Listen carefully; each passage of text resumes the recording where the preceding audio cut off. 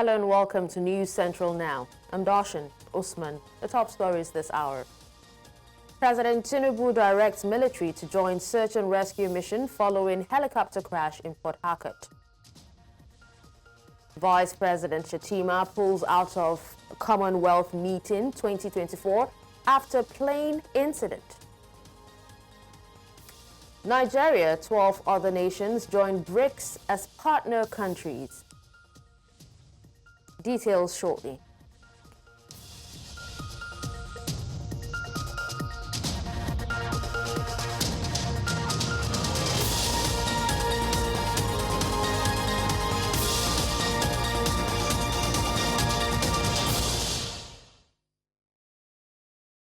News now begins with updates on the helicopter crash that occurred in Port Harcourt. The Nigerian Safety Investigation Bureau, NSIB, has announced the recovery of 2 additional bodies from the Sikorsky SK76 helicopter that crashed near Port Harcourt, Rivers State. The tragic incident, which occurred Thursday, has now claimed 3 confirmed lives, while 3 passengers remain missing. The helicopter, operated by East Wind Aviation, was carrying 8 individuals en route from the Port Harcourt Military Base to the FPSO NUIMS ANTAN oil rig when it went down over the waterways near Bonny Finima in the Atlantic Ocean at 11:22 a.m. Rescue operations continue as the NSIB and other agencies work urgently to locate the remaining passengers and determine the cause of the crash. In the meantime, President Bola Tinubu has ordered a stepped-up search and rescue mission for passengers of the helicopter that crashed into the Atlantic Ocean near Bonny Finima, Port Harcourt on Thursday. The helicopter, operated by East Wind Aviation and registered as 5NBQG, was contracted by NNPC Limited to transport contract staff to the FPSO NUIMS ANTAN facility. The president called on military personnel in the region to join the search and rescue efforts, offering support to the Nigerian Safety Investigation Bureau, the Nigerian Civil Aviation Authority, and other relevant agencies involved. Expressing his condolences to the NNPC's board and staff, as well as the family of those who lost their lives, Tinubu prayed for the repose of the 3 victims and comfort for their grieving families. Now, following severe flooding that submerged 9 out of the 21 local government areas in Kogi State, north-central Nigeria, residents and the state government are urgently calling for intervention to address the crisis. The floods caused by continuous heavy rainfall and overflowing major rivers have forced many residents out of their homes, with property worth millions in naira destroyed. Our correspondent, Joshua Marai, visited the affected areas to assess the situation and filed this report. Amina Fatai, a resident of Kogi State, north-central Nigeria, recounts the nightmare that has befallen her family due to the severe flooding that has once again submerged the community. Like 1 week ago, now we sleep for inside in the night. You just see and say, don't bust out. Before we pack our load, all our load don't spoil. Yusuf Abdullahi, a pensioner residing in Kogi State, has had to defy the floodwater at all costs to get to his home. For more than 25 years, this had been his home, but in the last 12 years, the fear of flooding has been a source of concern. The first experience we had was in 2012. That came unannounced, and almost half of the estate here was submerged. And since that, at intervals, it comes. Sometimes we don't park, sometimes we park. It seems that each time the floods come, government agencies advise residents like him to move to designated internally displaced persons camp, a decision which is not easy to bear. Where we are currently is what used to be the banks of River Niger. This place used to be farmlands to some of the Kogi residents whose homes have been affected by the flooding. Unfortunately, the situation now here is dire as his place has been sacked by the flooding. At the internally displaced persons camp located at St. Luke's Primary School at Dankolo in Lokoja, the capital of Kogi State, people like Hawa Abib and Aliu Abdul Malik have sought refuge. As flood packers come here, they sleep, no food, no mattress, No many things, but we thank God for our governor. He helped us yesterday, and he helped us since day before yesterday. This is the place that we share our food yesterday, where they give us. How long did they deal with mosquito? Tough. We manage it like that. Even now, if you check around, mosquitoes, they are flying about. After assessing the situation, we visited Kingsley Farm with the Commissioner of Information for East State to get his perspective on the ongoing crisis. Going by the devastating situation in the state, it is already snowballing into a humanitarian crisis. And you could see that over 1 million people have been displaced already. The number of IDP camps we could put up right now definitely is not enough to cope with the massive number of people that are displaced by the flood. So it is quite challenging. The Commissioner, however, urged the federal government, corporate organizations, international organizations and private individuals to step in and provide much-needed relief during this difficult time. In Lokoja for News Central, I am Joshua Imarai. Now we're being joined by Joshua Imarai, who is in Kogi State monitoring the situation. Hello, Joshua. Can you provide an update on the water levels after last night's torrential downpour?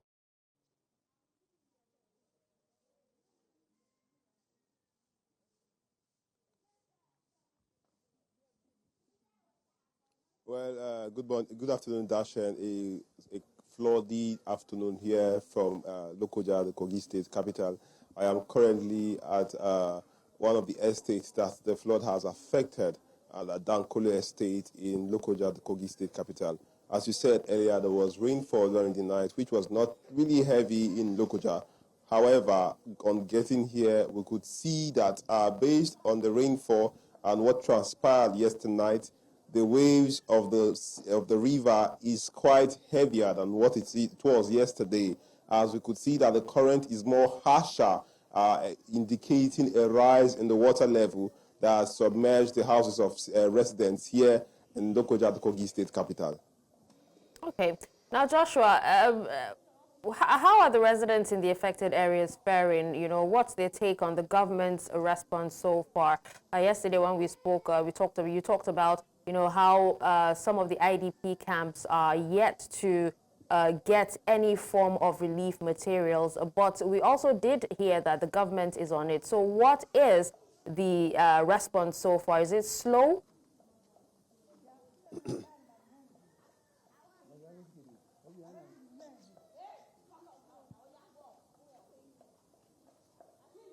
Well, based on what we gathered yesterday by the Commissioner of Information in the state, who indicated that the resources of the state has been overstretched considering the damage this water has done to many residents here in Kogi State.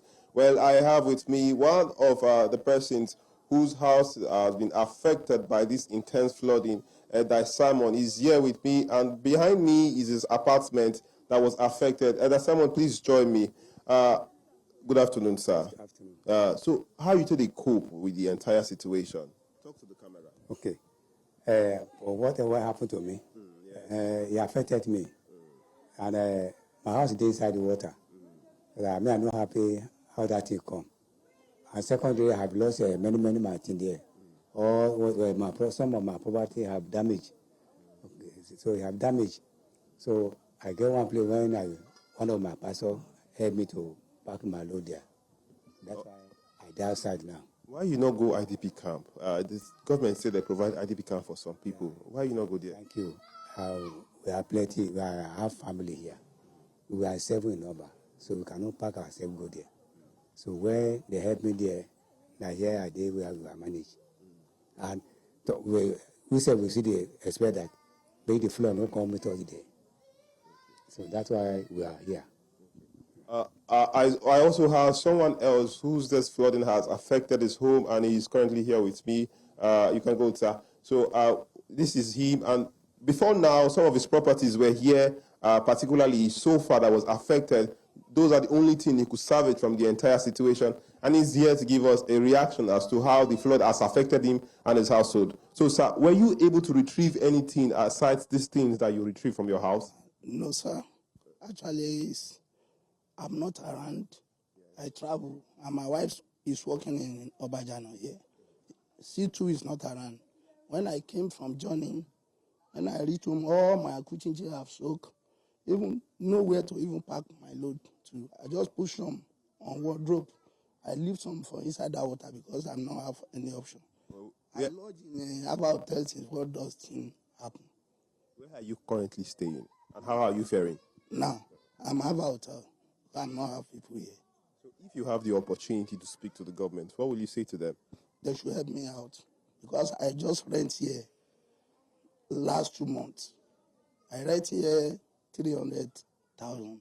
So nowhere to even pass go. That's why because I'm coverless now. So I didn't know that this thing will happen just like that, sir. So government should help us. The plight of this man here is one of the many plights of residents in Kogi State whom this flooding has affected their home. They are urgently crying to the government to send relief and urgent intervention. This call does not lie to only the government, but to well-meaning individuals, relief organizations to urgently sweep in and assist residents of Kogi State that has been affected severely by the flooding situation, which seems to not have an end in sight because of the rising seawater and the rising waters in the level.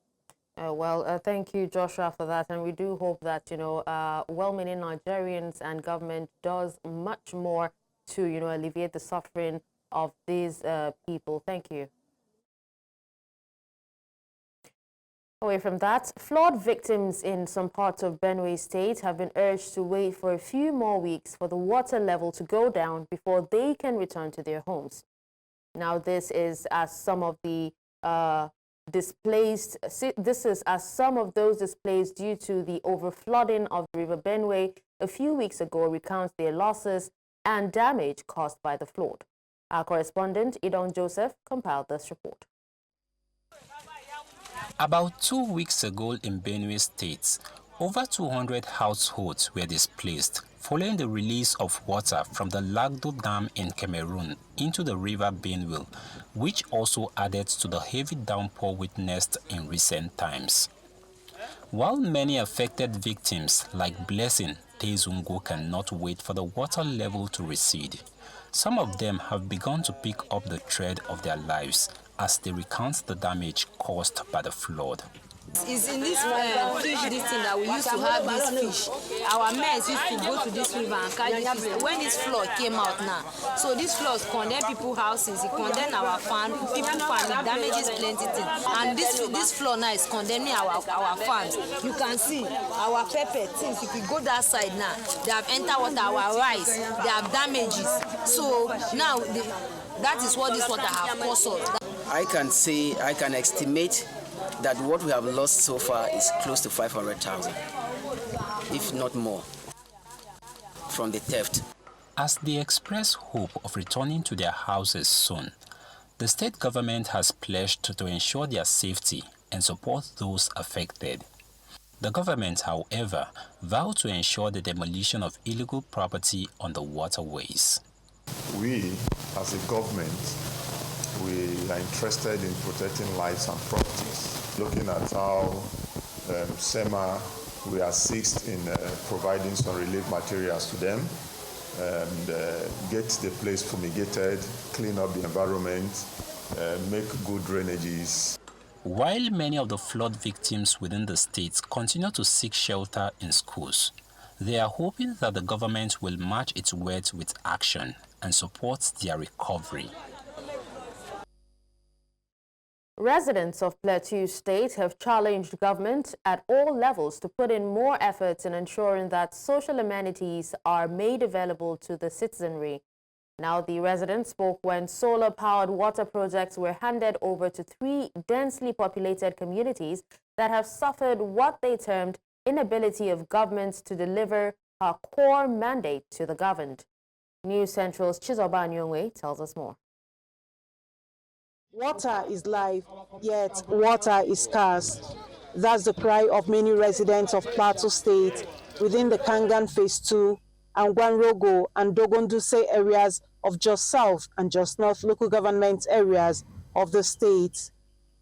For these residents in these densely populated areas, government has failed in her responsibility of providing these basic amenities of water, good roads, and housing, of which water remains top on the list due to its importance, which cannot be overemphasized. Let us have water, let us have light, let us have good road, let our people enjoy their staying, even in the rural areas. One of the things we are expecting from government is to provide social amenities like such as water. So them not being able to do their own part, which they promise, is a kind of, well, I can call it a failure on their own part.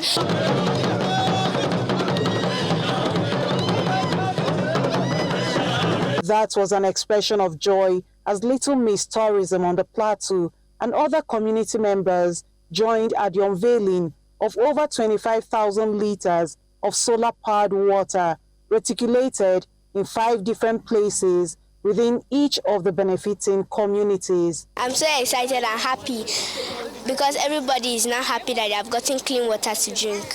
We thank TASTE for this noble deed, bringing life to our school's need. Your kindness we humbly adore. May Allah bless forevermore. With this clean water, at least it will reduce some of this cholera and the malaria. And you can do your daily activities without even being scared that, oh, I have to manage water, I don't want to do this, I don't want to do that because of the lack of water. For the donor agency, it is not just a way of improving society, but also improving humanity. Many communities get water from very unsafe sources, and so that those sources harbour very serious diseases like cholera and typhoid and other diseases, waterborne diseases. So our desire is to be able to eradicate that, and by bringing clean drinking water, that's what we're hoping to achieve. Just as the availability and provision of this water is very necessary, sustainability of this same project is also as important to stand the test of time. From Angwanrogo area of Jos for News Central, Chizoba Anyowe.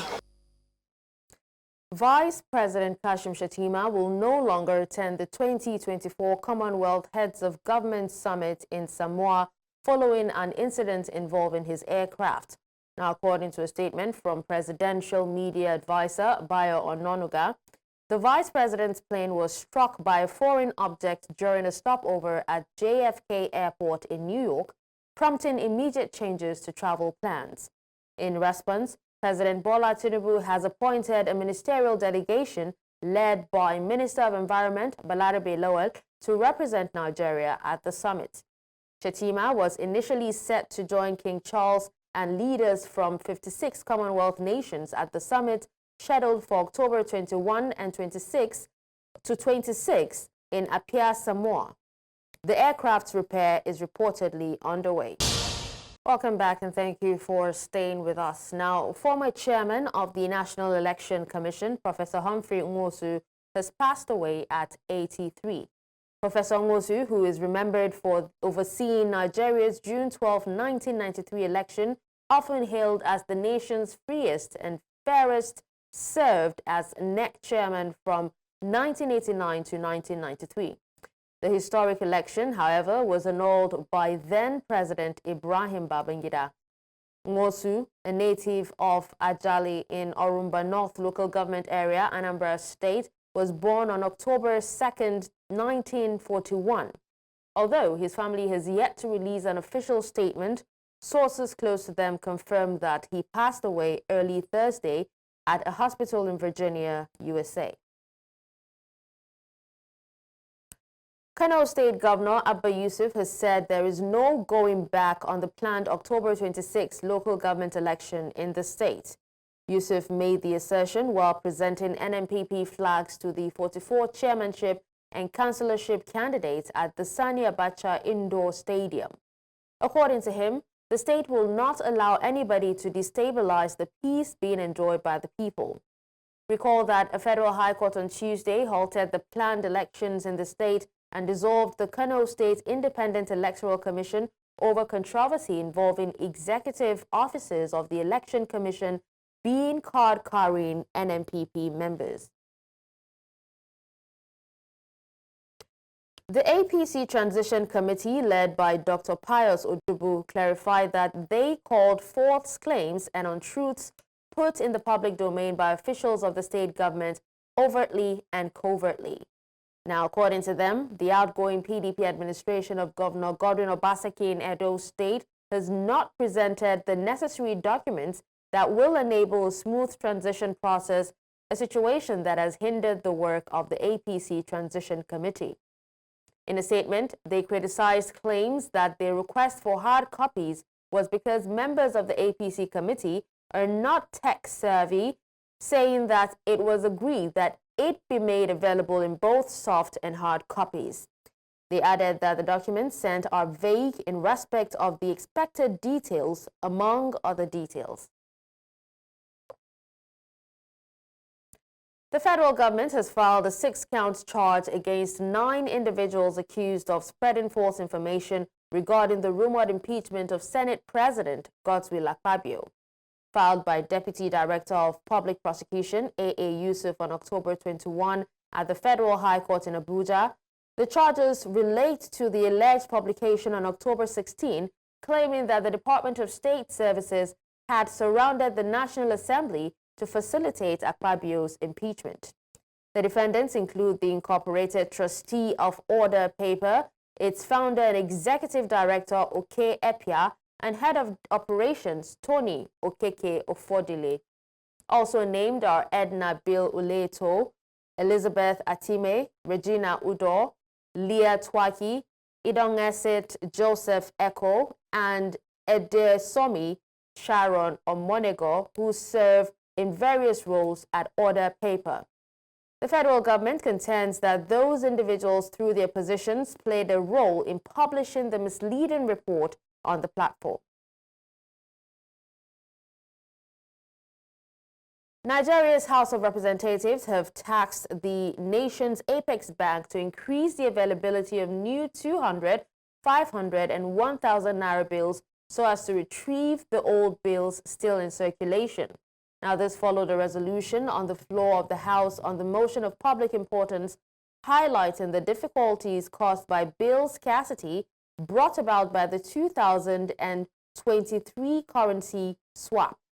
Now, they also called on the Central Bank of Nigeria to direct commercial banks to distribute more of the new notes citizens are using while phasing out the old currency notes. Nigerians will be plunged into more chaotic situations than what happened in February 2023, when the old 200, 500, and 1,000 naira notes shall cease to be legal tender and medium of exchange for goods and services as from January 1, 2025. Disturbed that the CBN ought to have started public awareness, such as jingles, television and radio announcements, social media postings, flyers, daily newspapers, and periodic magazine publications 3 months before the deadline. But now, with about 2 months to the deadline, there is nothing to show that the Apex Bank is prepared for the exercise. The Youth Initiative for Advocacy, Growth and Advancement, also known as YAGA Africa, has raised concerns over the non-adherence to extant laws during the conduct of local government elections in Nigeria.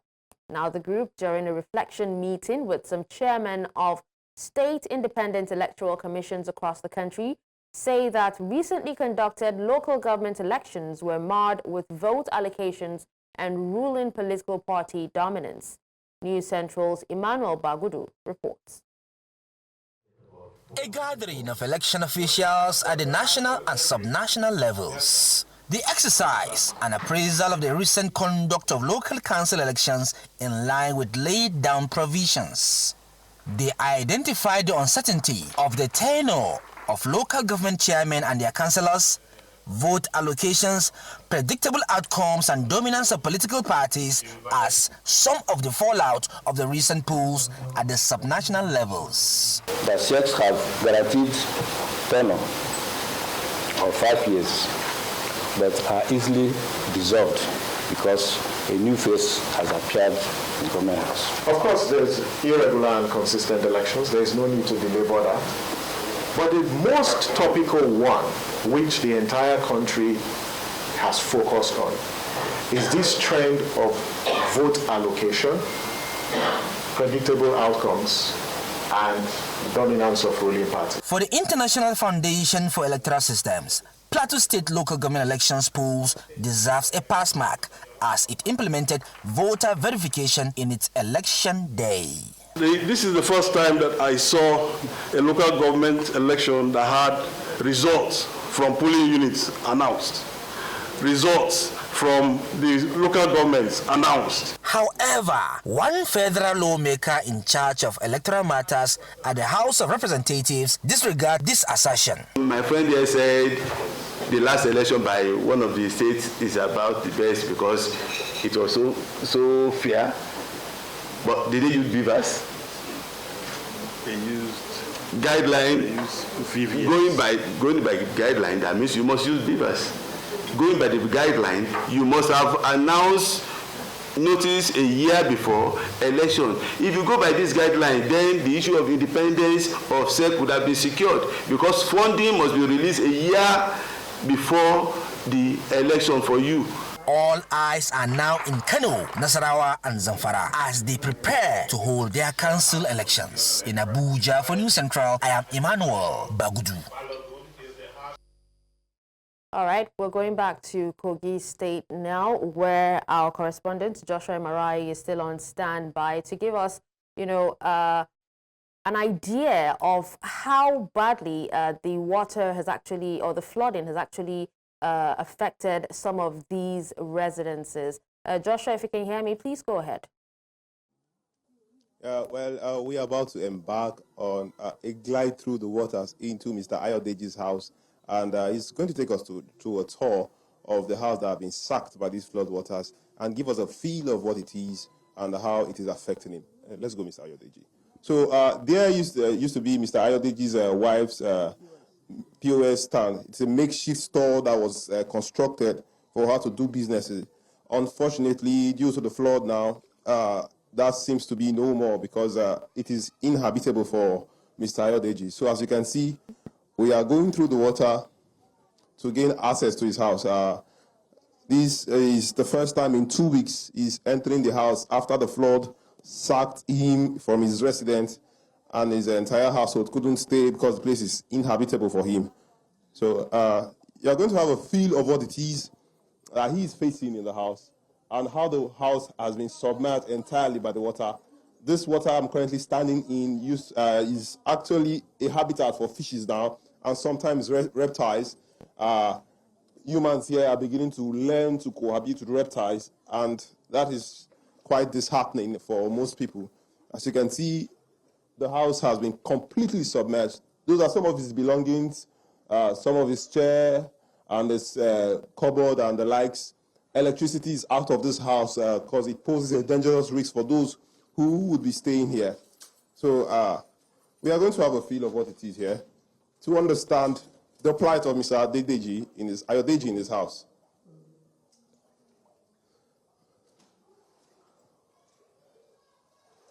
So this is his sitting room.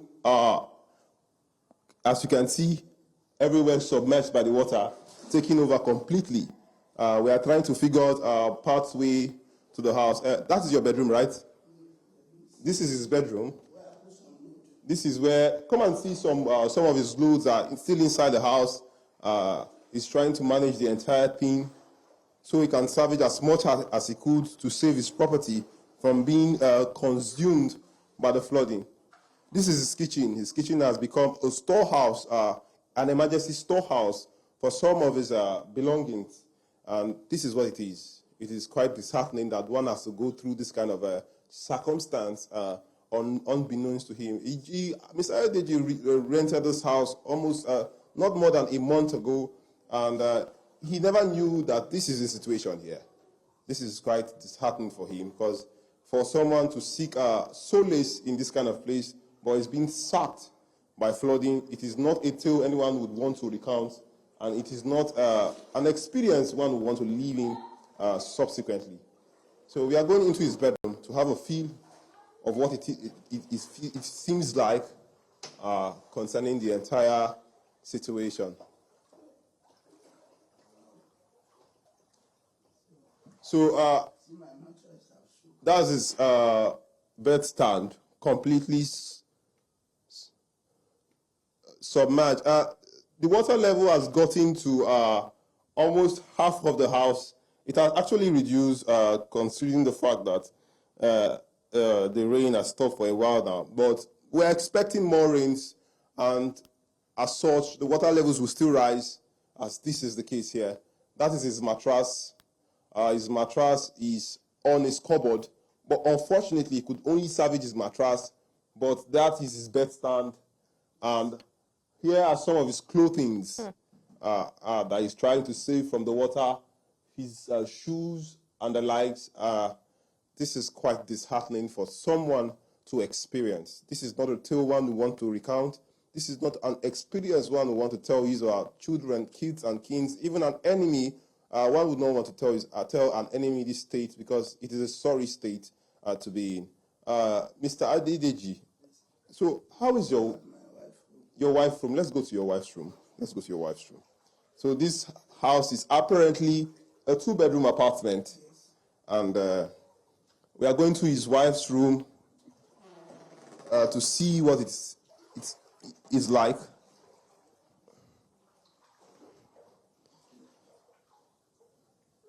This is his wife's room. Some of the appliances have been saved from the flooding. His TV, his DVD player, some of their personal belongings, their fan, particularly the mattress. But unfortunately, again, they couldn't save the bedstand, as the bedstand is here entirely submerged into the water. This seems to be a nightstand and reading table for his wife, but unfortunately, it has been taken over. No one can stay here to read in this kind of state. It is pitiable, extremely pitiable, and his call still remains the same, that send help. This is an SOS from Mr. Ayodeji, and it is quite disheartening that one has to go through this over and over again. This might not be the end of the flooding situation. It might come again any day. It might come unaware, and one is not fully prepared because based on the current realities of the country and the situation, it is hard. So, Mr. Ayodeji, tell us, Mr. Ayodeji, where is your wife now? Where are your children? Yeah, with my mom, in Obajana. Yes. That's how far from here? We take us like 1 hour and a half. Are your children schooling? Yes, they are schooling. Where are they? No, they're here. But today, Friday, they will go back. They'll go back? Yes. Okay. So, has there been any communications from the government to you or anybody else? It's God that just bring me. I should come and check and I see you people. Because they say my chair have already shook. Thank God you people see it before I pack it. That's the reason why I even came. So how have you managed to be feeding yourself through all this thick and thin? It's not easy for me. Because all the money that I gathered, that is what I used to rent this department. It's too early to me. That's why sometimes we go to village. Come back. Because I used to do farm. It's that farm that helped me. If not for here it. Well, you heard from Mr. Ayodeji. It is not easy. He's an aluminium fabricator and a farmer. But unfortunately for him, seeing these tides are torn away from his way, and he has nowhere to go. So this is an SOS, like I said earlier. Please send help. Over to you, Dashen. Thank you so much, Joshua. It's really indeed a sad situation, you know, especially at a time like this. The house is definitely a shadow of itself, and it makes you wonder how bad some other people have it, you know, and if life would ever go back to normal. But we do hope that help comes their way as soon as possible. Now we move on to more stories. The connected development has raised an alarm over the deplorable state of education and healthcare delivery. It was a high-level conversation with representatives from the Presidency, the Independent Corrupt Practices Commission, several other regulatory agencies, and representatives from the National Assembly. Parents, children, And then community members, artisan group, if you see a child is not going to school, how can you support? Health workers, lawyers, and everybody to support the children. We call for the amendment or for the approval of the Basic Healthcare Provision Fund.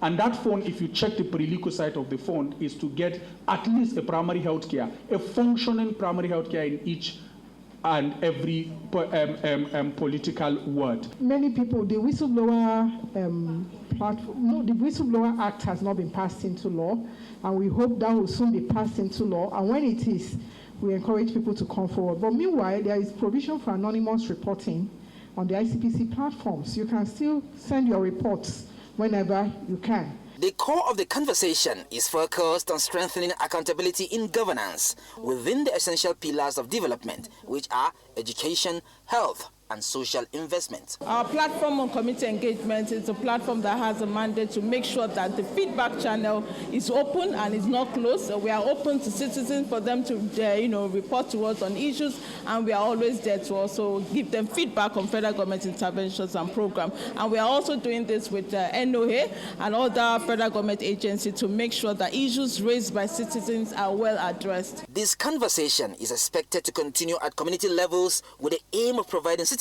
with the basic information on ways to hold government accountable. In Abuja for News Central, I am Emmanuel Bagudu. Now moving away from that, now BRICS has officially expanded its alliance, welcoming 13 new nations as partner countries, though not as full members. The announcement came during the BRICS summit held in Kazan, Russia from October 22 to 24, 2024. The new partner countries include Algeria, Belarus, Bolivia, Cuba, Indonesia, Kazakhstan, Malaysia, Nigeria, Thailand, Turkey, Uganda, Uzbekistan, and Vietnam. Nigeria's partnership status marks a significant step towards deeper involvement with BRICS, an organization initially formed by Brazil, Russia, India, and China, and expanded in 2010 to include South Africa. The alliance seeks to strengthen trade, investment, security, and development cooperation among major emerging economies.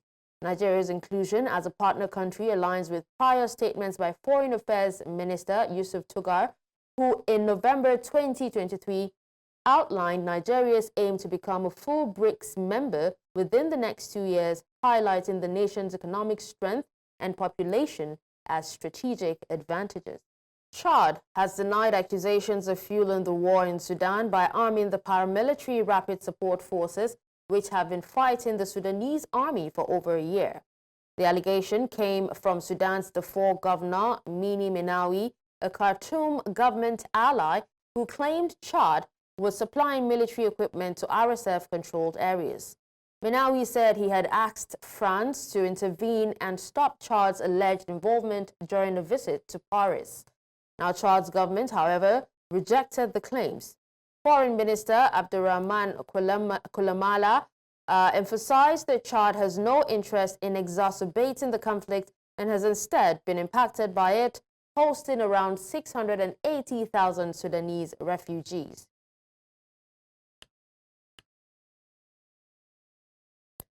Russian President Vladimir Putin hasn't ruled out the possibility of North Korean troops being deployed to Russia. Now, this comes after the U.S. claimed to have evidence of Pyongyang moving soldiers from potential use in Ukraine. Putin made these comments at a press conference in Kazan, Russia, following the BRICS summit. He also mentioned that his relationship with the U.S. after the presidential elections will depend on Washington's attitude towards Russia. С Корейской Народно-Демократической Республикой. Как вы знаете, сегодня, по-моему, только ратифицирован наш договор о стратегическом партнерстве. Там есть статья 4. И мы нисколько никогда не сомневались, что северокорейское руководство относится к нашим договоренностям серьезно. Но что и как мы будем делать, это уже наше дело. Мы готовы рассматривать любые варианты мирных договоренностей, исходя из реалий, которые складываются на земле. И не готов ни на что другое. Как будут строиться российско-американские отношения после выборов, это прежде всего зависит от Соединенных Штатов. Если Соединенные Штаты открыты к строительству нормальных отношений с Россией, то и мы будем делать то же самое.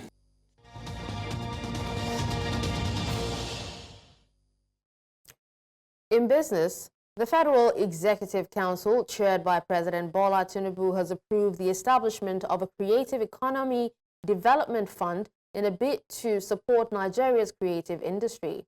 Minister of Art, Culture and Creative Economy, Hannatu Musawa, disclosed this following the council's meeting at the Presidential Villa in Abuja. She explained that the fund is designed as a special purpose vehicle to give creative industry professionals access to funding, allowing them to use their intellectual property as collateral to secure financing. Musa also announced a significant boost for the fund, with Afrexim Bank committing $200 million to launch the initiative.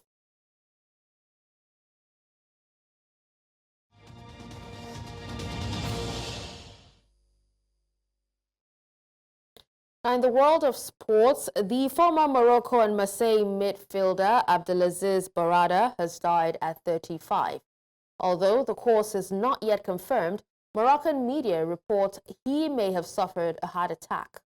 Barada retired from professional football in 2021, having made 26 international appearances and scored 4 goals, with his last goal coming in 2015. He also played at the 2012 Olympic Games in London.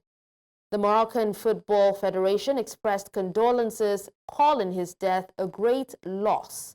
Barada had notable spells with Getafe, where he made 64 appearances, and Marseille, scoring twice.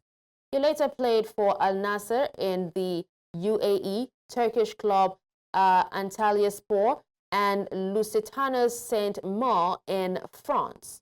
Paris Saint-Germain also extended heartfelt condolences to his family.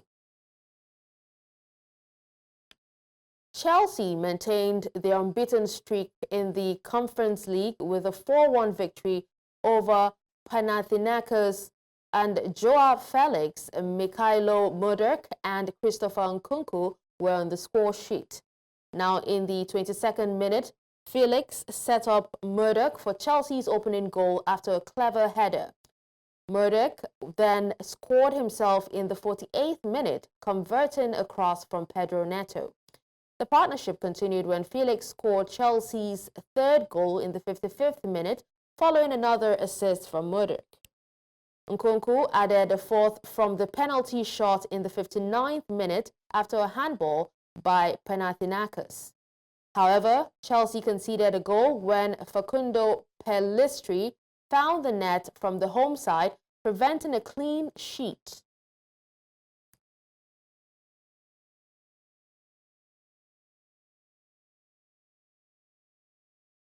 And that's all at this hour. But before we go, here's another look at some of our top stories.